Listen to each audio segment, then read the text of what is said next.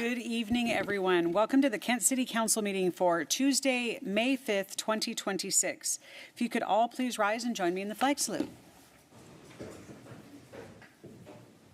I pledge allegiance to the flag of the United States of America, to the republic for which it stands, one nation, under God, indivisible, with liberty and justice for all.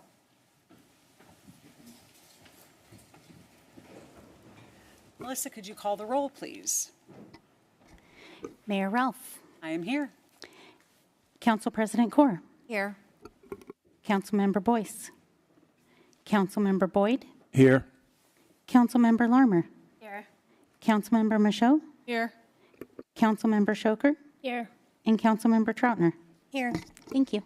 All right, thank you. Item number 3 is the approval of our agenda. Are there any changes to the agenda as published? We don't have any changes, Your Honor, but I would note that we do have a closed session at the end of the meeting as item 11A.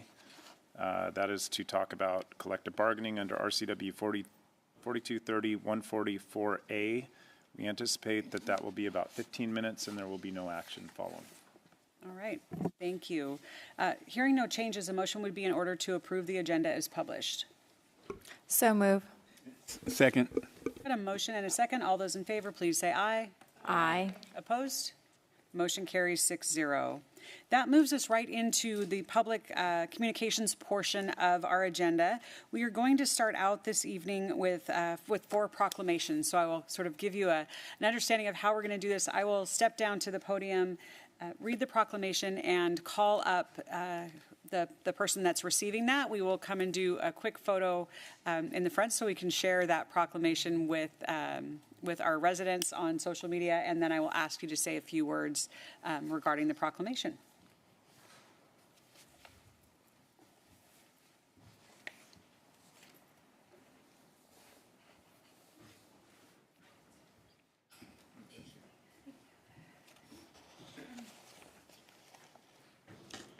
All right, the first proclamation we have this evening is for ALS Awareness Month, and Karen Wise, the Care Services Manager at the ALS Association, is joining us this evening. So the proclamation says, whereas ALS, also commonly known as Lou Gehrig's disease, is a progressive, fatal neurodegenerative disease in which a person's brain loses connection with their muscles, slowly reducing a person's ability to walk, talk, eat, and eventually breathe. And whereas thousands of new ALS cases are reported every year, and estimates show that every 90 minutes someone is diagnosed with ALS and someone passes away from ALS.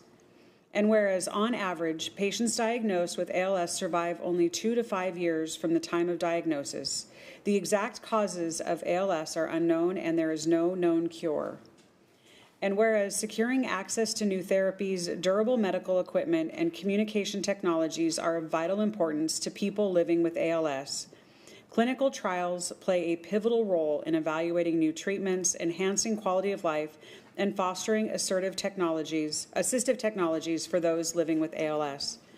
And whereas the ALS Association is the largest philanthropic funder of ALS research globally and has committed more than $154 million to support more than 550 projects across the United States and 18 other countries. And the ALS Association is committed to making ALS livable and make ALS livable and cure it for everyone. And whereas ALS Awareness Month provides an opportunity to increase public awareness of this dire circumstance of people living with ALS, acknowledge the terrible impact that this disease has on individuals and their families, and support research to eradicate this disease. Now therefore I, Dana Ralph, Mayor of Kent, do hereby proclaim May 2026 as ALS Awareness Month in the City of Kent and call upon our community to join in supporting ALS research, advocating for funding, and standing in solidarity with those affected by this relentless disease. If I could now ask Karen to come up and join me.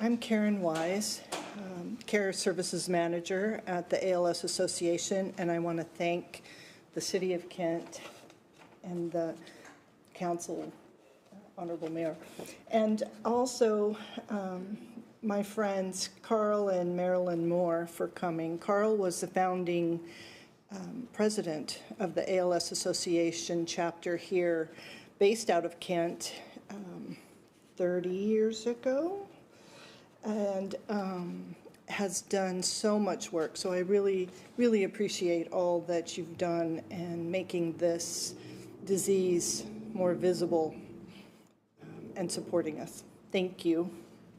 Thank you.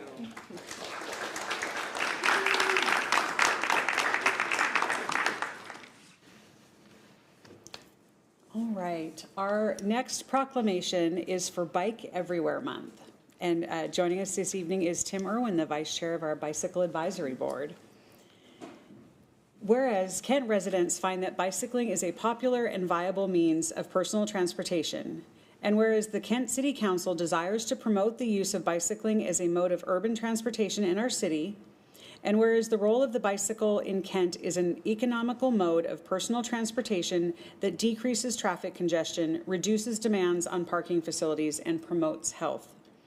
And whereas bike facilities like the Interurban Trail, the Green River Trail, and the Sioux Creek Trail are intensively used for commuting, recreation, and other bike trips, and whereas concerns about public or personal health, having clean air to breathe, and preserving the planet make the bicycle an increasingly attractive alternative to the use of the automobile, and whereas the city desires to have an active role in promoting the safety and well-being of those who use bicycles for all transportation purposes, now therefore I, Dana Ralph, Mayor of Kent, do hereby proclaim May 2026 as Bike Everywhere Month in the City of Kent and call upon the community to support this observance by riding their bicycles everywhere while educating and encouraging others to utilize this mode of travel. Tim will come over and take a quick photo.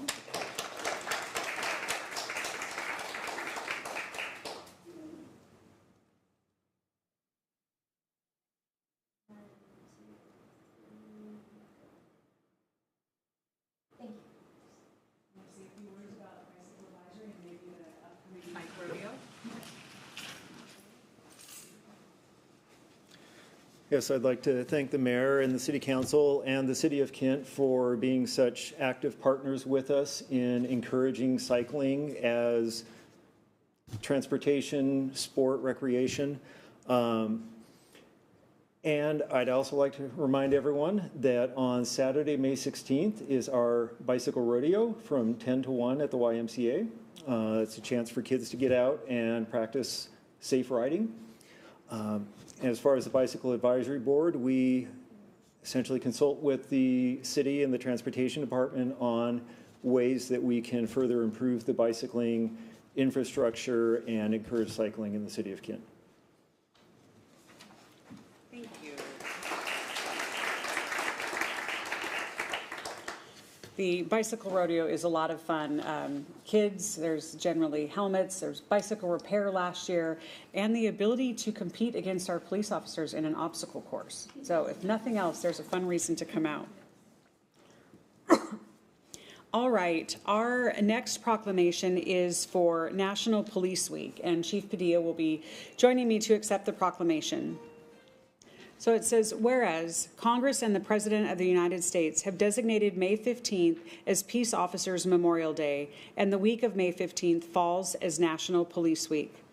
And whereas the members of the Kent Police Department play an essential role in safeguarding the rights and freedoms of the citizens of Kent, and whereas it is important that all citizens understand the duties, responsibilities, hazards, and sacrifices of our police officers, and that members of our police department recognize their duty to serve people by safeguarding life and liberty, property, and by protecting them against violence and disorder, and by protecting the innocent against deception and the weak against oppression. And whereas the men and women of the Kent Police Department unceasingly provide a vital public service, working to create a safer community for all while strengthening trust and building genuine relationships. And whereas National Police Week is our time to remember all officers who have given the ultimate sacrifice in service to their communities. And while Police Week has always been important to us, it has taken on an even deeper importance in our community after we lost Detective Foth in 2017 and Officer Moreno in 2018. Now, therefore, I, Dana Ralph, Mayor of the City of Kent, proclaim the week of May 11th through the 17th, 2026 as National Police Week in the City of Kent, and invite all residents to join me in honoring law enforcement officers, past and present, who have, by their faithful and loyal devotion to our city, have rendered a dedicated service and are committed to preserving the rights and security for all residents. And while we spend time honoring our officers, please also join me in recognizing and paying respect to the survivors of our fallen heroes.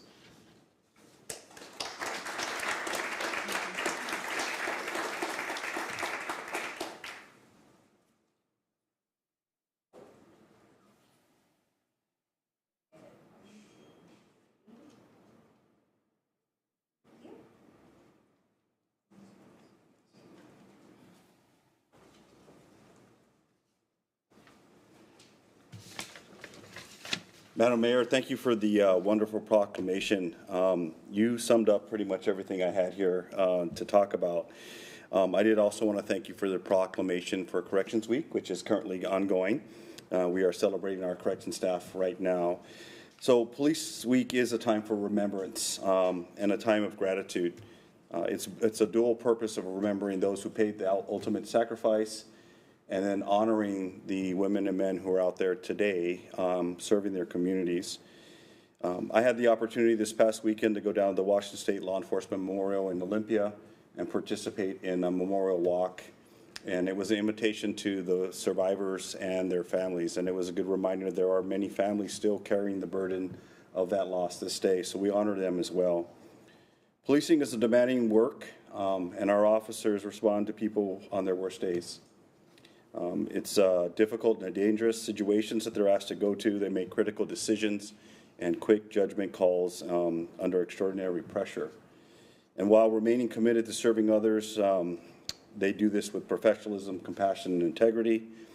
And last, I just want to say directly to my KPD family, including our corrections and professional staff, thank you. Thank you for having the courage and dedication and unwavering commitment to serving people. The strength of our department is our people. It always has been our people, and I could not be more proud of the incredible work they do every day. Thank you.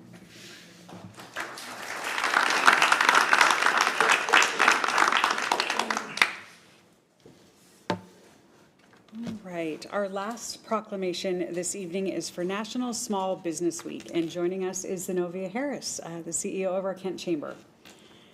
So the proclamation says, whereas small businesses are the foundation of the City of Kent's economy, contributing to job creation, economic vitality, and the overall character of our community. And whereas small business represents a diverse range of industries and entrepreneurs across Kent and South King County, reflecting the innovation, resilience, and cultural richness of our region. And whereas small business owners demonstrate perseverance, adaptability, and leadership, often overcoming significant challenges to serve their customers and strengthen our local economy. And whereas the City of Kent recognizes the critical role of organizations like the Kent Chamber of Commerce in supporting small businesses through advocacy, business development, resources, workforce initiatives, leadership programs, and community partnerships. And whereas the Kent Chamber is actively supporting and celebrating small businesses through events, educational programming, networking opportunities, and initiatives that foster economic growth and opportunity throughout South King County. And whereas National Small Business Week, established by the U.S. Small Business Administration, provides an opportunity to recognize the contributions of small businesses and honor their impact on our local, regional, and national economy. Now, therefore, I, Dana Ralph, Mayor of Kent, do hereby proclaim May 4th through the 10th, 2026 as National Small Business Week in the City of Kent, and encourage all residents to support and celebrate our small businesses and the entrepreneurs who drive our community forward.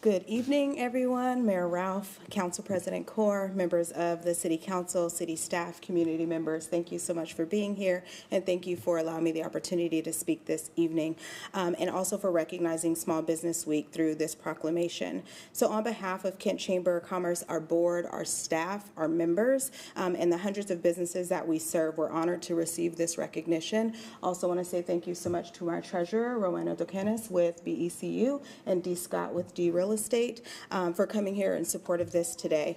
I also want to thank the work that you all are doing on behalf of the city. Kent is complex. We know it is diverse, hard-working community, and leadership here requires balancing the needs of residents, employers, families, workers, and the neighborhoods that we live in.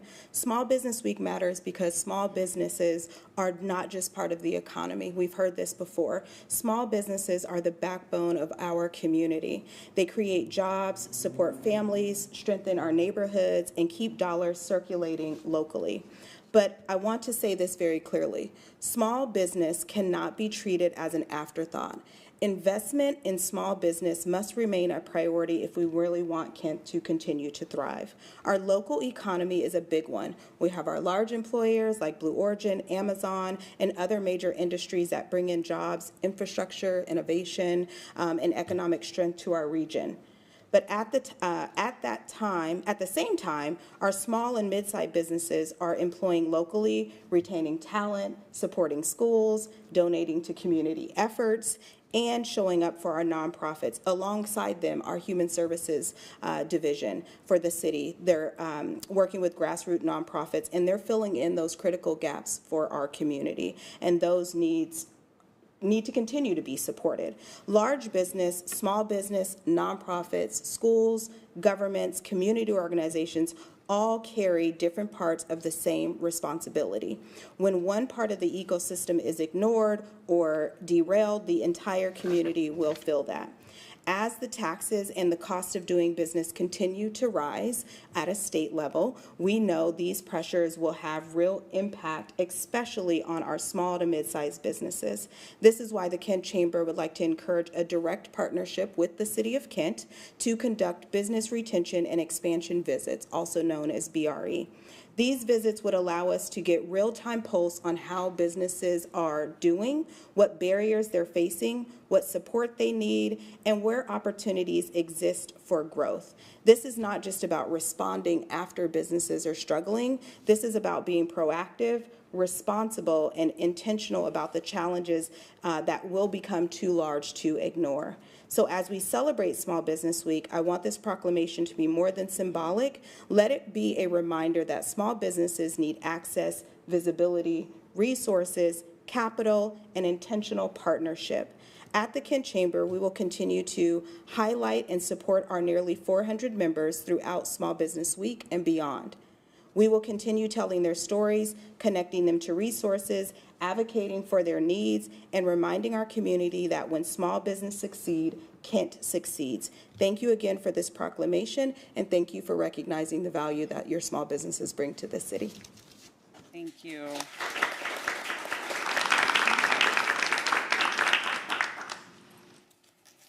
All right. We're going to move on to the next item on the agenda, and that is recognition of our Employee of the Month. So every month here at the City of Kent, employees get together and they nominate one of their coworkers that consistently exemplifies our mission, vision, values, and goals here in the city. Many of these employees, it's both in individual projects or special projects, but mostly in the way they show up every single day and support their team and support the mission and our residents here in the city. For the month of May, I am pleased to announce that our Employee of the Month is Mike McTudis. Mike was first hired on June 16, 1993 as an Engineer Technician 3 with the Public Works Department. His title changed to Senior Engineering Technician in 1995, and he was promoted to an Engineer 1 in 1997. Mike became a Stormwater Engineer 1 in 99, and in 2001 was promoted again to Engineer 2. He was reclassed to an Engineering Supervisor in 2003 and promoted into his current position May 1st, 2005 as the Environmental Engineering Manager.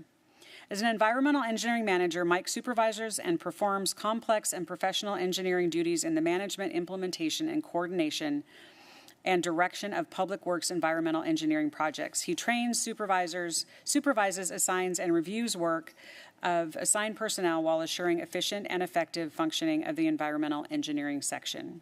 Mike was nominated because of his leadership during the flooding event last December really stood out with his performance, attitude, motivation, and dedication. When the situation needed calm direction and quick, decisive action, Mike stepped in the right way and guided both the team and the community through a fast-moving, difficult emergency.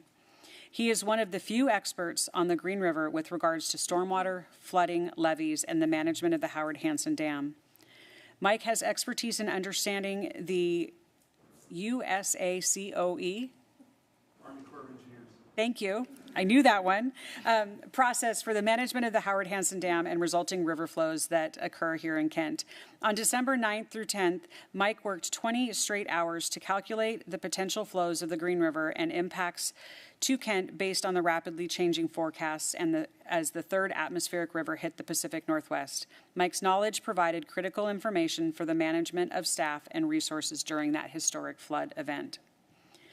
When the breach occurred of the Desmond levee, Mike was one of the first on scene and coordinated with other agencies to address the immediate need of the river. Throughout the event, he continued to work long hours and provide information that helped prioritize needs and where resources should be spent, including the city's response to the airport levee that helped pump water off of city roads, private properties, and 167. Mike's knowledge during the entire event was critical. These are all of the reasons, or some of the reasons, why Mike is absolutely deserving of our May Employee of the Month award. Our Public Works Director, Chad Beeren, is going to come up, and Mike, if you want to come up, you can, and if you, always up to you.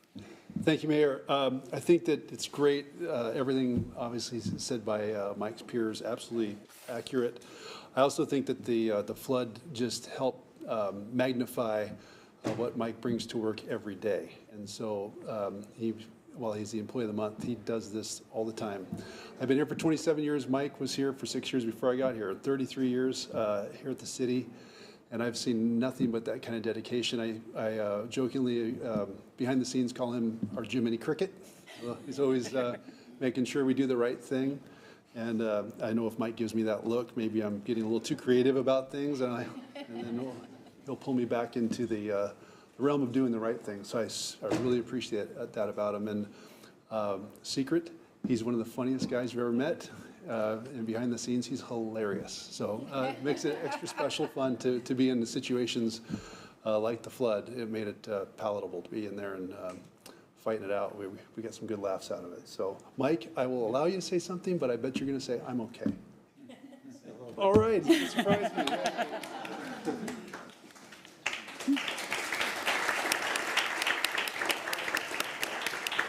Well, thank you for this honor. This is really a privilege. A lot of the talking you said about the flooding in December, that was really an extraordinary event, and it was a really a privilege to be able to represent the city and do what all of us did. A lot of people were working long hours for 2 weeks straight. It was like a week before the water even hit when we knew something big was coming. And so the people were coming to work with a smile on their face. I mean, coming in for the midnight shift with a smile on their face, looking forward to what they were going to find and how they could help. And it was very inspirational to be part of the city family. And I look forward to coming to work. I look forward during the flood event. I look forward to it every day. So thank you. Thank you, Mike.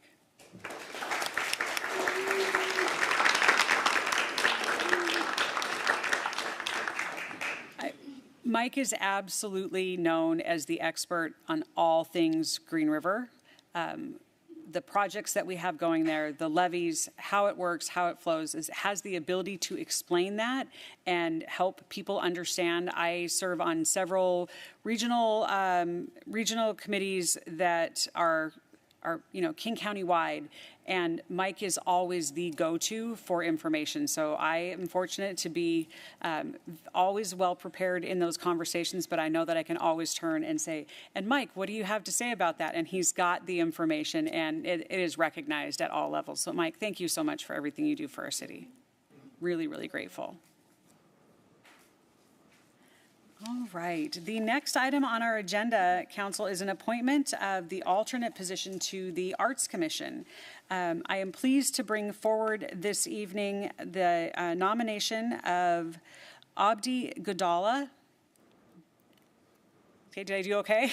Yeah. Okay. Abdi lives on the East Hill and works as a senior engineering manager for REI, and has applied to be on the Arts Commission because she values civic engagement and participation. Serving in this capacity, this is a quote, serving in this capacity is an opportunity to give back to the city that I live in and to contribute time, skills, and lived experience towards initiatives that have meaningful public impact. It's a really powerful statement, and I am so grateful for it. She's a classical Indian dancer and is going to bring a diverse background and perspectives that informed by global artistic traditions, which feels like it fits so very well in our community. So, Council, this nomination is for the alternate position is on the agenda this evening for your confirmation. Would you like to come up and say a few words about the application? You do not have to, but we'd be happy to have you if you want. I'm preparing for a speech or anything, but thank you for the opportunity. I was looking for, how to be part of the Kent City and offer to the community. And I was looking for, in the online space, what was available. And Art Commission portion was available. And I'm an avid dancer, like I've been part of, the art community from the Engage. And even now I perform in areas around Seattle. So I'm very active in the community, in the dance performance. So I was like, okay, what is the better way to start serving, being part of the Art Commission, right? So thanks for, this is a great opportunity, and I appreciate the consideration. Thank you so much.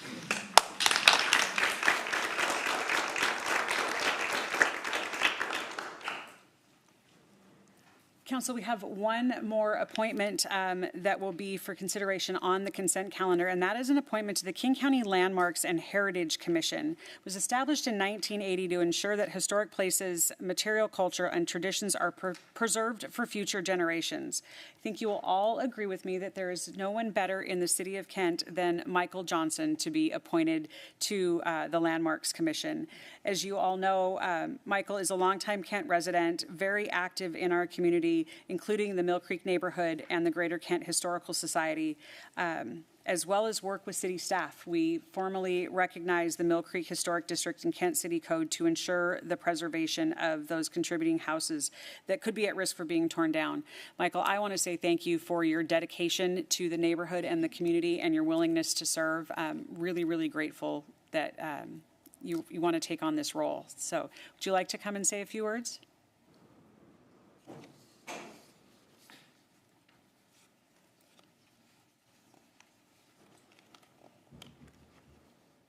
I thanked you all last month for passing the code changes to protect the historic homes in the district, the Mill Creek Historic District.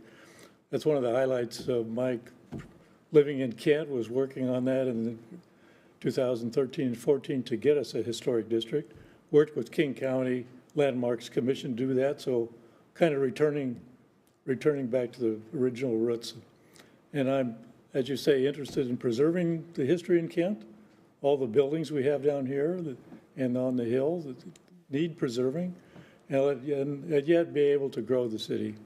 So it's an important thing for me, and I appreciate the nomination. Thank you. Thank you.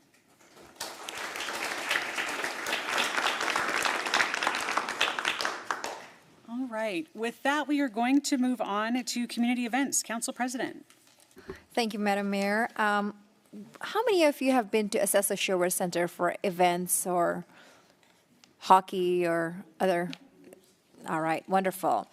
So we have on May 30th, we're celebrating our diverse communities here in Kent with International Festival. Believe it's starting at 10, goes on until 4 o'clock, and we might see our newest art commissioner there performing maybe. It's a wonderful celebration. We get to see performances, there's cultural exhibits, and there's all sorts of learning opportunities. So I would encourage our community to attend this free event for at Kent International Festival on May 30th.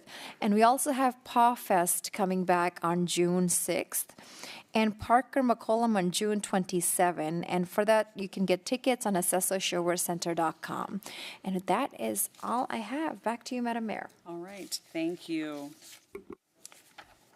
Okay, we are now going to move into the report portion of this evening. So each one of our council members, separate from these meetings, serves on regional boards, regional or statewide boards and commissions to make sure that the City of Kent's voice is being represented in those decisions, whether it be funding decisions or policy decisions. I'm going to start with a quick report, and then I will turn it over to Pat Fitzpatrick. But I want to say thank you. We had held a coffee and conversation event out at Woods Coffee a couple of weeks ago. I want to say thank you to everyone that came out and attended that. It's really just an opportunity to hear from the community and have very casual conversation. So I want to say thank you to that. I also want to say congratulations to our essay contest winners. So our Kent Kiwanis Club has been sponsoring middle school essay contests for many, many decades. And I had an opportunity to go up and meet with the essay award winners. And it's always one of my favorite things during the year to hear their perspective. They're given a prompt and write an essay. And a lot of times it's about things in their life that they have overcome and ways that they are building those skills. So really impressive group of winners this year. Last thing I want to report on, much in line with Mike being here with us this evening, we had our first King County Flood Control Advisory meeting. So the advisory board is a group of member cities that provide recommendation regarding projects and budget to the King County Flood Control District. Feels it's important work every year, but obviously highlighted by the flooding that we had in December. I will continue to chair that group. We will meet through the summer and provide our ultimate recommendation to the King County Flood Control District Board of Supervisors at the end of the summer in August. So I will keep you posted as we work through that. But again, just really doubling down on why the investment is so important to all communities that have a river running through them and why we need to prioritize those projects that have a potential impact on not just property, but on safety as well. So with that, I'm going to turn it over to Pat. Thank you, Madam Mayor. Two issues. First one, I want to say kudos to Public Works. I think you're aware that we had a water main break this week up on Kent Kangley at 263rd Street. Super complex issue that they had to deal with. And it took a couple of days, and the crew was out there day and night, got it fixed, and service was not interrupted to any resident. So that's a huge win for them. It's just one of those things that happens when you run a water utility. Sometimes the pipes break, and just like in your house. So Public Works did a fantastic job of getting that problem fixed and get the system back going. The other thing is, I just want to let you know that Keehawk is inching closer to full opening. Flooring work is continuing and it's looking great. And I think council have toured that building, most of you have, and we should have that building open very soon, fully opened very soon, because it is occupied in some places. So that's all I have. Thank you. All right. Thank you, Pat. Council President. Thank you, Madam Mayor.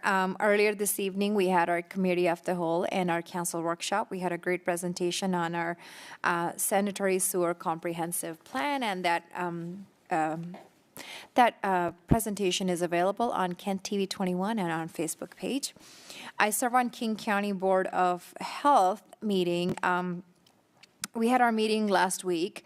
We had an update on 2026 legislative session that just ended, but also had a very good presentation with Regional Office of Gun Violence Prevention, and our very own Chief Padilla was there, talking about progress we've made on gun violence here in Kent. And I'm actually looking forward to that presentation for the whole council soon, Chief. We can get that scheduled. I also serve on Association of Washington Cities Nominating Committee, and we had our and all the other candidates at our June meeting in person in Spokane. And the rest of my report will be in our council newsletter that comes out tomorrow afternoon. So if you don't already subscribe, you can subscribe to our council newsletter. It comes out on Wednesdays after the council meeting.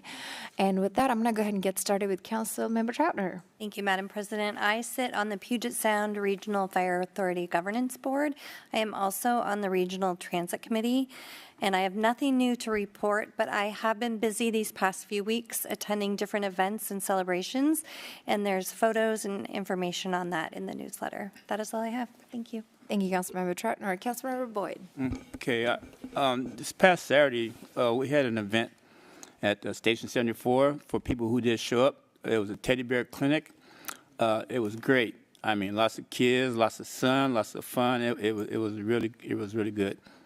So for those who didn't show up, maybe next year.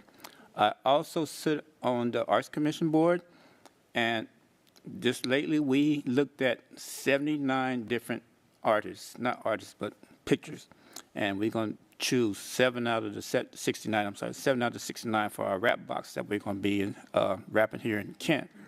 And then the majority of my information that I need to share with you will be on my newsletter that will be coming out this Wednesday. Thank you, Madam. Thank you, Councilmember Boyd. Councilmember Larmer. Thank you, Council President. So I sit on the King County Growth Management Planning Council. After several delays and cancellations, it is still on my calendar now for May 27th. So we think we're going to meet for the first time this year here in 2 weeks. So I'll report at that time. Thank you. Wow. Thank you, Councilmember Larmer. Councilmember Michaud.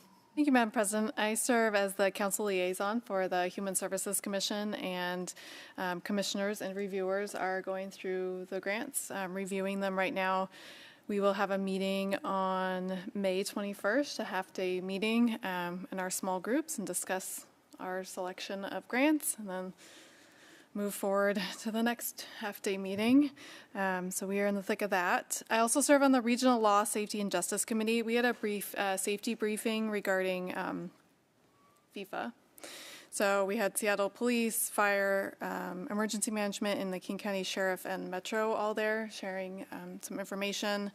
I know some people might be concerned about the lack of communication so far. Trust me, there is a communications plan. They're just waiting until we get closer to the event before sharing everything. One thing people should know if you plan on going to the games or going to Seattle, the entire area around the stadium will be closed. The roads will be shut down, and there will be no parking at the matches. So be prepared for that. And that's all I have. Thank you, Councilmember Michaud. Councilmember Shoker. Thank you, Council President. I don't sit on any boards and committees yet, but I did get to attend a event at my old middle school, Meeker Middle School, which was a Colors of Connection event, and appreciated seeing all the students and teachers come together and celebrate culture and community. I also joined a community conversation with a nonprofit called One America and our Chief Padilla, around public safety issues affecting immigrant communities. Thank you, Councilmember Shoker. And I also want to say that I serve as the chair for Puget Sound Clean Air Agency Advisory Council, and we're actually meeting here next week in person in our council chambers. I'm looking forward to that.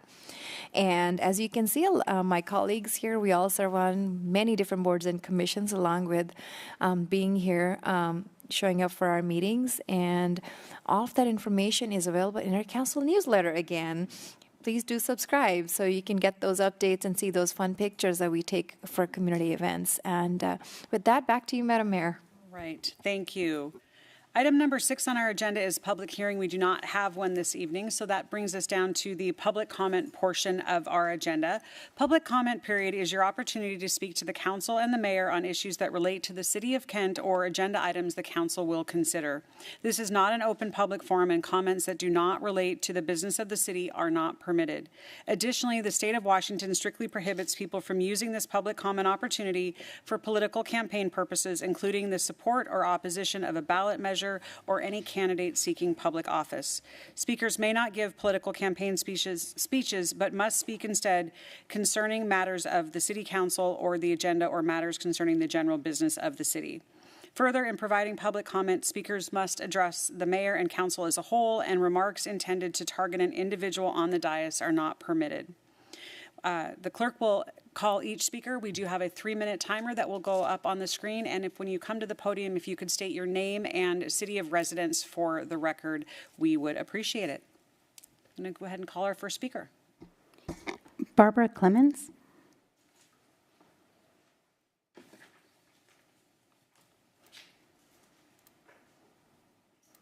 I'm Barbara Clemens, and council members, mayor, and chief PA. I'm here to request that we shut down the city's ALPRs until a well-publicized public hearing on the matter is held. And aggressive community outreach occurs to inform the community about what the city is doing to protect them from ICE. So far, there have been 2 reports by the police chief on flock cameras, which I can find. One was November 18th and another on April 21st. But there was no effort, aside from a vaguely worded legislative overview or public safety reports, on the council agenda to alert the public this topic may come up. Chief Padilla really didn't field any questions in the November hearing that I could find, and few in the April council hearing, and none at all from the audience of the chambers. We need an interactive public hearing to discuss the pros and cons of that technology, and I realize the pros, which was adopted before the current climate of fear and unlawful kidnapping took hold. Since the system was first proposed in the 2022-23 budget, much has changed.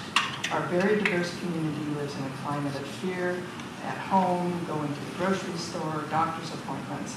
Several families in my neighborhood are afraid to come out of their homes.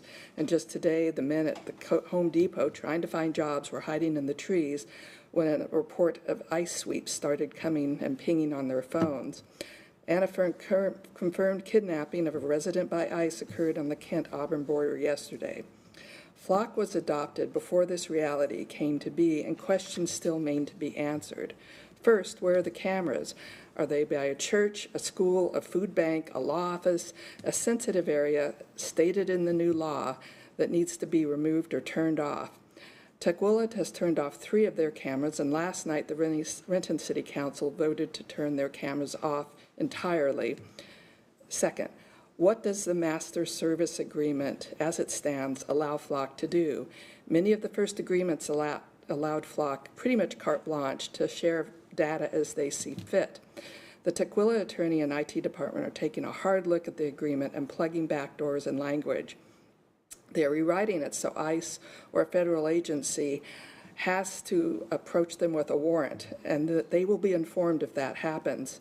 Do we have similar safeguards? You must remember that a major investor in this company is a huge Trump supporter. These contracts need to be very tight. A policy of how the cameras will be handled is supposed to be posted on the Kent City Council website, and as such a page exists, I can't find it.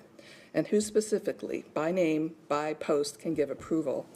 And finally, 602 mandated aggressive outreach. Thank you. Okay, one thing. This is a time where we need to put stolen lives and people over stolen cars. It's just I need you to wrap up. The time is up. Thank you. Okay.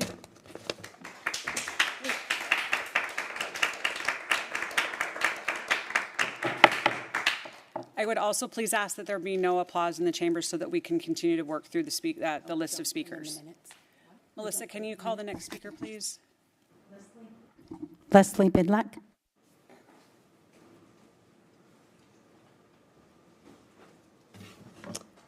Hello. Hello, my name is Leslie Bidlack. I've been living in Kent for 25 years, and I'm a member of Kent Indivisible. I have never spoken at a council meeting, so bear with me. Being a member of Kent Indivisible, I became aware of these flock cameras, and they were a little concerning, so I decided to delve into it. And it's definitely complicated, both technologically and legally. It's a very steep learning curve, trying to understand it all. It's very overwhelming. But, you know, I was looking at landmark Supreme Court cases. I was reading newspapers. I was trying to understand this new law, State Bill 6002, about flock cameras. I was looking at lots of YouTubes by experts. I understand that they do a lot of good. I also understand that there's a lot of abuse. And so I just kind of came away with it being kind of confused, but also just knowing that I don't want to live in a surveillance state. Today, I had to go get my car fixed. So I drove it to the garage, and I noticed, because I've been thinking about all this, 2 flock cameras on the way. So I was surveilled because I wanted to take my car to the garage. And I came back home, I was driving back home, and I started wondering, how many cameras is enough? Is it every 10 blocks? Is it every 5 blocks? Is it every block? And who decides that? I mean, how many cameras are enough to survey all of us all of the time? So then I came home, and I thought I'd look at this website called deflock.org, and I recommend it. And it tells you where all the cameras are all over the place, and there's a heck of a lot of them. Very interesting, and sure enough, there was the 2 cameras that surveilled me on the way to a garage. Anyway, I listened to an interview by the guy who actually, the CEO of Flock Safety. And he called this organization that simply tells you where the cameras are, he called them a terrorist organization.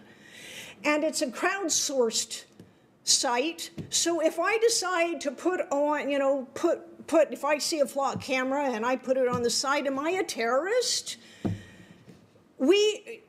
Oh, and then I found out that Flock Safety also starts to have these drones. So now are we going to start surveilling everybody by having drones flying all over everybody's property? We are hurtling very fast into a dystopian world where the novel 1984 is not fiction, but it's reality, and it needs to stop. Thank you. Thank you. Can you please call our next speaker? Erica Horde.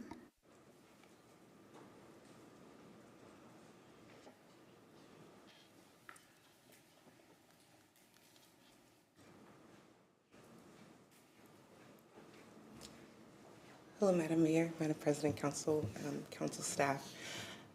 My name is Erica Horde. I'm the Director of Community Engagement with a nonprofit by the name of Americans for Equality. Americans for Equality, I've been involved with, I'll say, for about 2 years now. I started off my journey as a student out at the New Beginnings Fellowship Church on 108th. And I started the program as a student, like I said, in the inaugural cohort, and then moved on to our internship program, and from there into the position that I hold now. I wanted to come here to tell you all a little bit more about our program and the residents that we have served of the city of Kent. I am currently an Auburn resident, but I am a former Kent resident. I was a resident of Kent for 2 years. After coming out of housing instability, I was able to rebuild my family in this city. So it's near and dear to my heart. Sorry about my nervousness, but Americans for Equality is a nonprofit that was created to bridge the gap between high growth careers and people who are historically left out of those careers. Our services are open to everyone. We don't discriminate by background or education. We serve residents in about 22 cities between Washington and Oregon, and about 200 of those, the individuals that we have served were residents of Kent. We have helped about 1,100 individuals with resume prep and workforce development. We have trained 700 individuals from the New Beginnings Church in our AI lab. And we have also helped about 40 individuals with our internship program that's currently based in Bellevue. I just wanted to come up here and speak about Americans for Equality because we wanted to be able to figure out a way to be able to expand our reach in Kent because we love this city. Of course, one of our bases is here, and we want to figure out a way to partner with not only the city but other nonprofits and even small businesses to be able to provide access to networks and to be able to get training to help individuals grow in this job market because, as we all know, it's pretty tough out here. And we want to be able to equip individuals not only with the skills technically and also professionally. We range anywhere from AI and cybersecurity to office management, marketing, anything. Even if you just wanted to skill up and work at your local Burger King or wherever you choose to work, we want to be able to equip individuals with those skills and knowledges to be able to thrive and to be able to build economic stability for their families. Thank you so much. Thank you. Juan Iribe.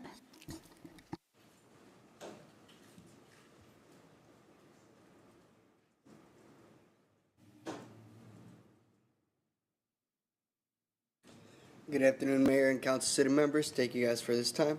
My name is Juan Iribe, a resident of Federal Way. Played a long time soccer here in Kent, as well as did my 12-week course with Americans for Equality at Kent at the church. We're here today simply to expand what we have going on.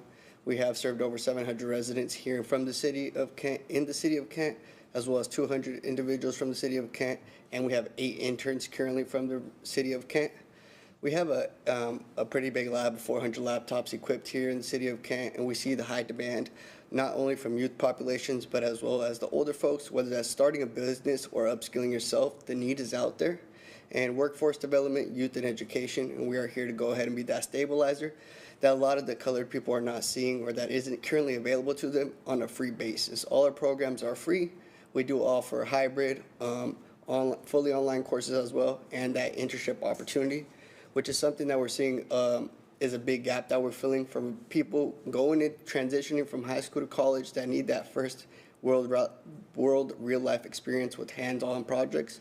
We're allowing them and giving them that opportunity to become fully prepared when they're making that big step in their career. And we're here to go ahead and figure out a game plan. If we can go ahead and meet with the council members and mayor at some point, we would love the opportunity to further discuss this opportunity. We really appreciate the city of Kent, as we have been serving here for the last 2 to 3 years, and we just want to go ahead and continue impacting the community and everybody around us in a positive manner. We do appreciate your guys' time here today. Thank you, Mayor and Council City members. Thank you. Your contact information is on the sign-in sheet? Correct, ma'am. All right. My email and phone number. Okay, perfect. Thank you so much. Thank you. Daniel Troyeshkov.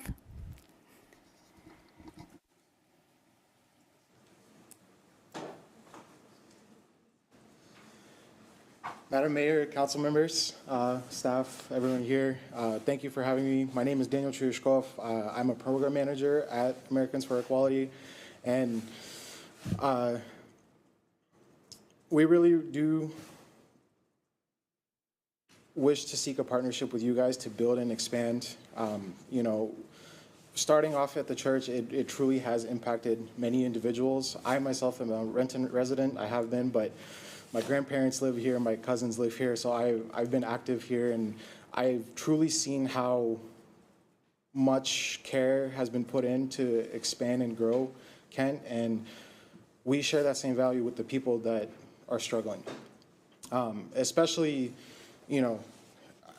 myself, I came from a background of cooking, right? I grew up as a chef. I never had technical skills. I was able to pursue and really hone down skills in an environment that I was never accustomed to, but also being a part of a very diverse group.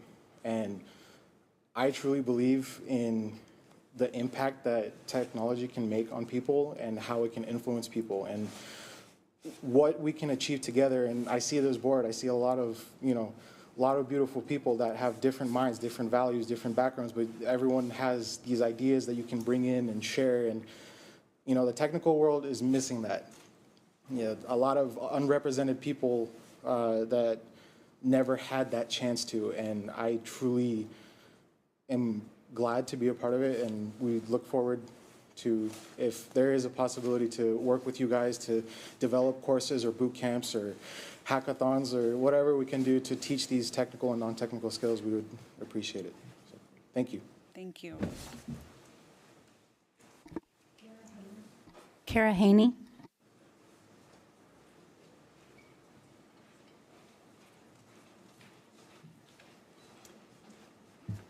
Good evening, Mayor and council members.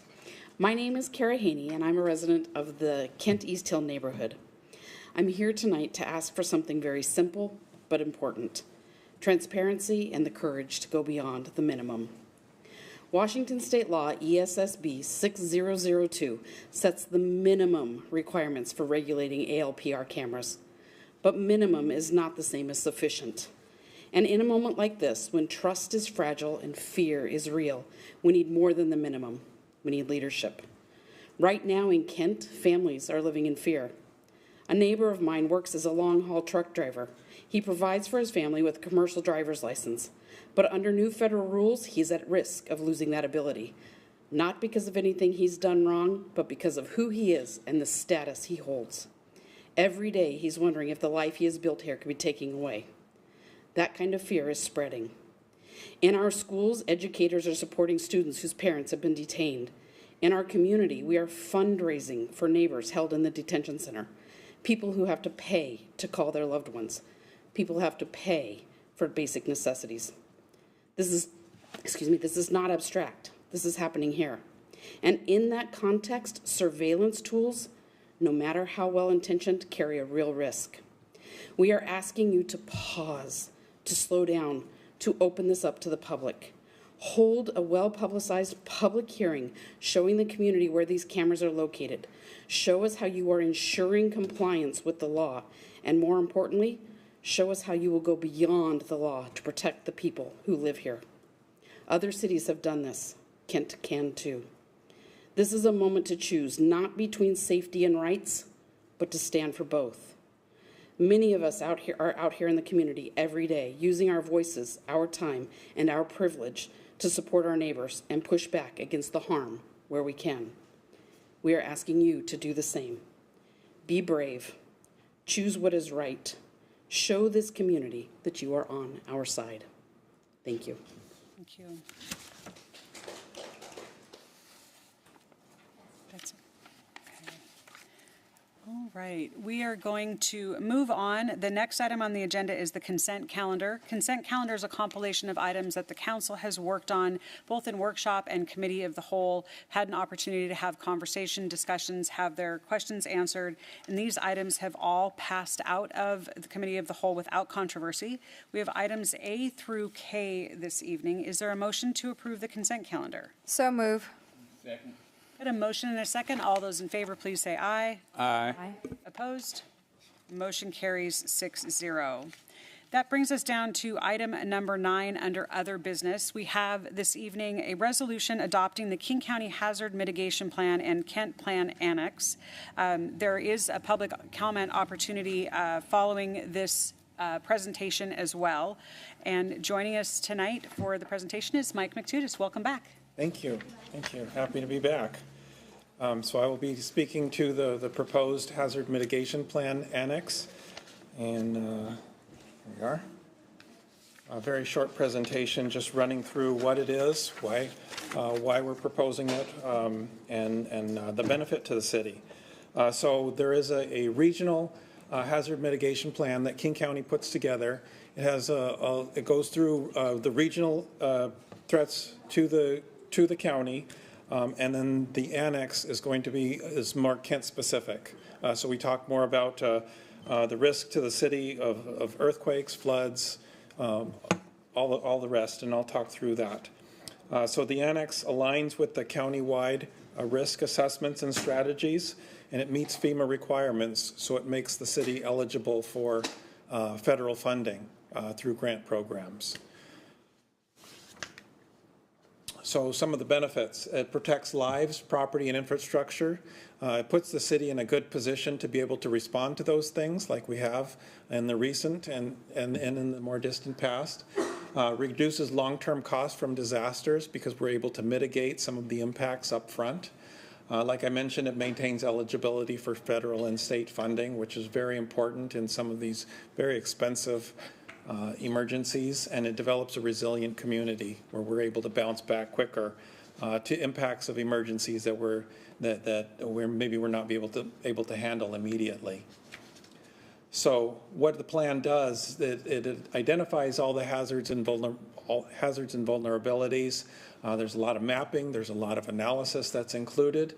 It prioritizes what the mitigation actions should be, quantifies the risks. So we can tell and you can see by the mapping, there's a whole array of threats that we're trying to protect against, and I'll talk through those pretty quickly.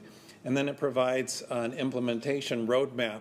So there's 2-year goals, there are 5-year goals, and then there's long-term goals about how to deal with each of the risks that we're going to be facing. So some of the things that are included, and I've talked about these a little bit. There's a planning process that was done for this plan. It was done in conjunction with the city as well as the Regional Fire Authority, and Will Lugo and Kimberly Beheimer are here to be able to answer questions if there are questions that are more related to the process of it. There are mitigation plan priorities, like I mentioned. It integrates the plan, so it makes it across departments within the city as well as across agencies. And then it provides, the King County portion provides the regional risk assessment, and the City of Kent Annex goes more into the local risks. So there are a list of 14 items that are included. Most of these are addressed also in the City of Kent Annex. There are a couple that are not. The tsunami and the avalanche ones we don't really have those risks here, fortunately, but the other 12 we are addressed. So we have what the plan is designed to do is to help us mitigate impacts from these disasters to homes and businesses, roads, bridges, levees, and the pictures that are up there, those were from the December storm event. Those 2 pictures were the Desimone levee breach that happened during that event, and those are the levee breach was in Tukwila, but to give a really good example of the regional nature of this, the trucks there, you can see the Kent logo on the truck on the top, and the picture on the bottom, that's a Kent truck also. There was Kent materials going in that levee breach, and there was Kent staff there managing that event, or helping with assisting King County to manage that event. Mitigation, it provides mitigation, the plan provides mitigation strategies. So that is one of the critical parts of it. And again, the pictures that are on the slide are from the December event. Those were staff, Public Works Operations staff, and there were other departments that were assisting with that, putting up these HESCO flood barriers the day the event was happening. So the planning that we did ahead of time allowed us to put these in place, these barriers in places where the water would have gone over the levees if we had not put them in there. So these are some of the strategies. The operational readiness, like I mentioned, the community resilience, cybersecurity, levee improvements, seismic retrofits, provides training and exercise opportunities for city staff, training for the community. It improves the resilience of the city's IT network as well as the city infrastructure. And it includes 11 capital locations that were identified as part of the follow-up from the December flood event that we put into a BRIC pre-application, a Building Resilient Infrastructure and Communities pre-application which will hopefully provide us some access to FEMA funding in the future. So the next steps would be to adopt and annex the hazard mitigation plan. And what's included in the council packet is the King County Regional Plan as well as the City of Kent Annex. It would allow us to seek funding for priority projects through the BRIC grant as well as some others that have come to light just in the last couple of weeks. And it allows us to continue interjurisdictional coordination in line with the other agencies which have adopted this plan or are going to adopt this plan. And that is my presentation. Right. For questions. Council, any questions for Mike?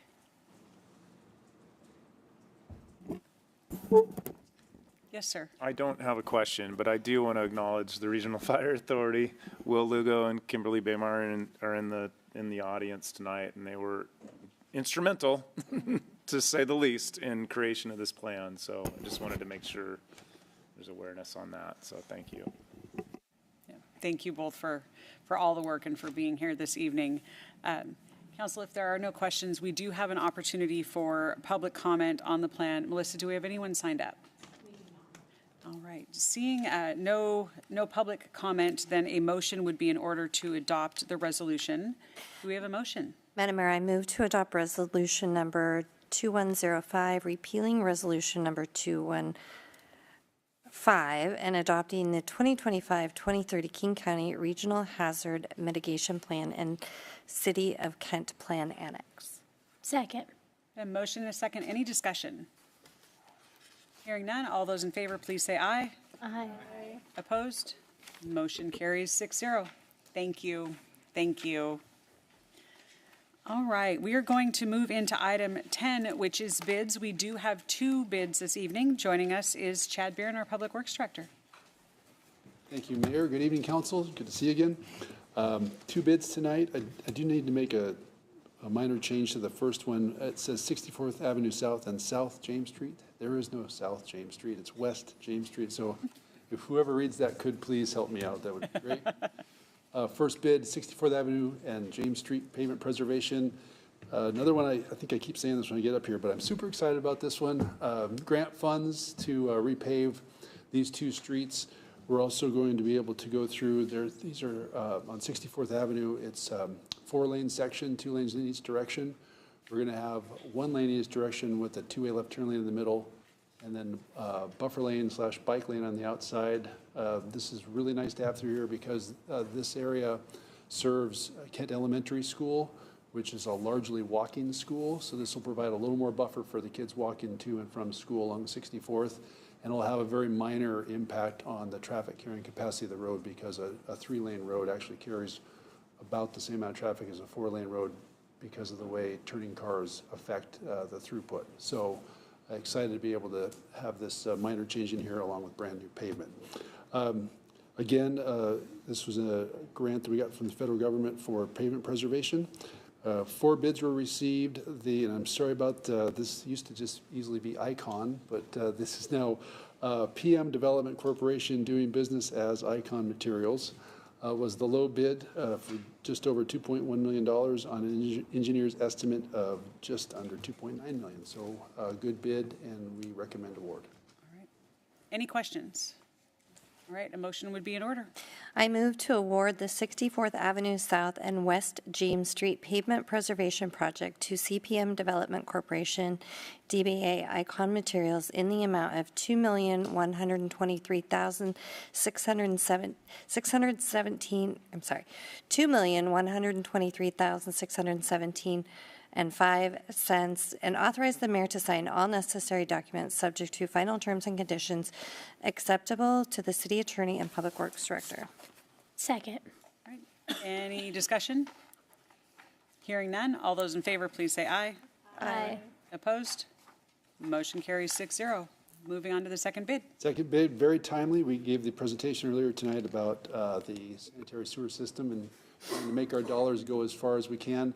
We have a 2026 sanitary sewer and also storm sewer cast-in-place pipe relining project. This is where they go in and they put resin into the pipe and essentially rebuild the pipe from the inside out with a resin material. giving an extended life to our existing pipe system, and also allows us to go in and do it without excavation, so a lot less impact to traffic and the pavement itself. So 2 bids received. Low bid was from SAK Construction LLC for just over $3 million, just shy of $3.1 million on an engineer's estimate of $3,163,788. So recommend award of this one as well. All right. Any questions? Okay, motion would be in order, please. I move to award the 2026 storm sewer and sanitary sewer cured in place pipelining project to SAK Construction LLC in the amount of $3,088,909.20 and authorize the mayor to sign all necessary documents subject to final terms and conditions acceptable to the city attorney and public works director. Second. And a motion and a second. Is there any discussion? Hearing none. All those in favor, please say aye. Aye. Opposed? Motion carries 6-0. Thank you, Chad. All right. At this point, council will be moving into a closed session to discuss collective bargaining as per RCW 42.30.1404A. We are anticipating 10 minutes. There will not be any action following the closed session. And with that, if everyone who is not here for that session, if you could please clear council chambers. Thank you.